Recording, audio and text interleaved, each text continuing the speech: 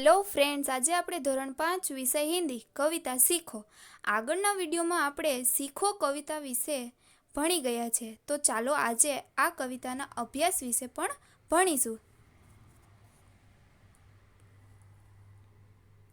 અભ્યાસમાં પહેલા પ્રશ્નમાં એમ કહે છે કે તમે વાંચો અને પાઠ કરો, એટલે કે આપણે વાંચી, મારી સાથે સાથે પણ તમે વાંચો. હસના, ભૌરા, स्वदेश, तड़प कर, अंधेरा, पृथ्वी, धुआं और ऊंचा. बीजा प्रश्न में एम के छे कि कविता का सामूहिक और व्यक्तिगत गान कीजिए. आमा આપણે જ્યારે તમે સ્કૂલે આવશો ત્યારે આપણે વ્યક્તિગત રીતે અને સામૂહિક પણ ગાન કરશું. હવે ત્રીજા પ્રશ્નો પર જઈએ. પ્રશ્નો કે ઉત્તર दीजिए. पहला प्रश्नों में कविता ने प्रकृति के किन किन तत्वों की बात की गई है. तो कविता में प्रकृति की कई चीज़ों की बात की गई है, जैसे कि फूल, भौरा, तरु, हवा, दूध, पानी, सूरज, लता, पेड़, मछली, पृथ्वी, जलधारा, धुआं और आदि कई चीज़ों की बात की गई है. बीजा प्रश्नों पर जाइए. स्वयं देखे हुए प्रकृति के अन्य तत्वों के नाम दीजिए. जेम के આપણે નદી, ઝરણા, સાગર, મિટ્ટી, પશુ પક્ષી, પર્વત, આકાશ, ચંદ્ર, સિતારે और પથ્થર, આવા તત્વોને આપણે પ્રકૃતિના તત્વો કહી શકાય. હવે આપણે ચોથા પ્રશ્ન ઉપર જઈએ. किससे क्या सीखे, सोच कर बताइए. पहलो प्रश्न, दीपक से हमने क्या सीखा. अंधेरा अथवा तो अज्ञान दूर करना. दूसरा, भौरों से आमा एम के छे कि आपणे भौरों थी शू सीखा. हमेशा गाते रहना.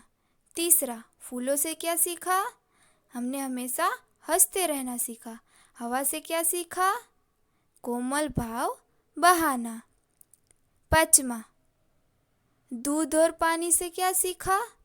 मिलना और मिलाना. छठा में क्या है. सूरज की किरणों से क्या सीखा हमने. जगना और जगाना. लता और पेड़ों से क्या सीखा हमें. हमेशा सबको गले लगाना सीखा. धुएं से क्या सीखा. हमेशा उड़ते ऊंचे चढ़ना. 9, मछली से क्या सीखा. स्वदेश के लिए मरना. इसका अर्थ यह होता है कि अपने देश के लिए मरना सीखो. 10, जीवन पथ पर आगे बढ़ना. 10, जलधारा से क्या सीखा हमने. जलधारा से हमने ये सीखा जीवन पथ पर आगे हमेशा बढ़ते रहना. 11, पृथ्वी से क्या सीखा. प्राणियों की सच्ची सेवा करना. 12, पतझड़ के पेड़ों से क्या सीखा हमने. हमेशा दुख में भी धीरज धरना. अब हम 5वें प्रश्न पर चलें. निम्नलिखित वाक्यों में रेखांकित शब्दों पर स्वभार देकर पढ़िए. जैसे कि मैंने कल आपको यह किताब दी थी. तो मैंने कल आपको यह किताब दी थी, तो मैंने पर हमने और किसी ने नहीं, उस पर हमने भार दिया. अब दूसरा, मैंने कल आपको यह किताब दी थी. तो कल दी थी, परसों नहीं. इसका अर्थ यह होता है कि कल हमें स्वर भार करना है. तीसरा, मैंने कल आपको यह किताब दी थी. इसका अर्थ यह होता है कि आपको, मतलब कि आपने आपको दी थी, किसी को नहीं. यह स्वर भार है. जिस शब्द पर हम भार देकर बोलते हैं उसको स्वर भार बोलते हैं. मैंने कल आपको यह किताब दी थी. तो किताब, इस पर हमने स्वर भार किए. आपको दी थी, कोई चीज नहीं.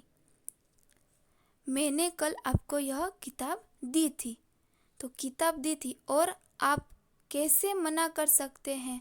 इस पर हमने भार दिया, दी थी आप पर। હવે આપણે પ્રશ્ન નંબર 5મા પ્રશ્નમાં જ બીજો પ્રશ્ન જોઈએ। मैंने जन्मदिन पर दोस्तों ने मुझे उपहार दिया।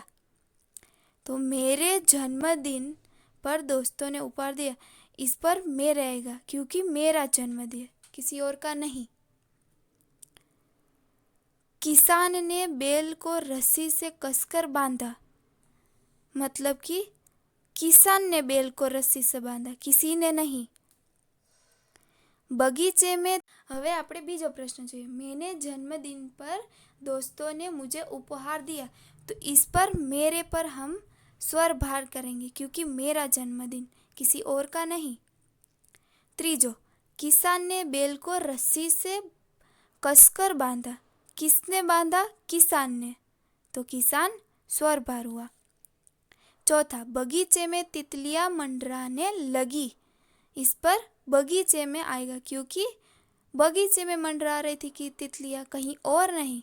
पांचवा, मैं कल रामपुर गया था, कौन गया था? कि मैं गया था, इसलिए मैं पर स्वर भार आएगा।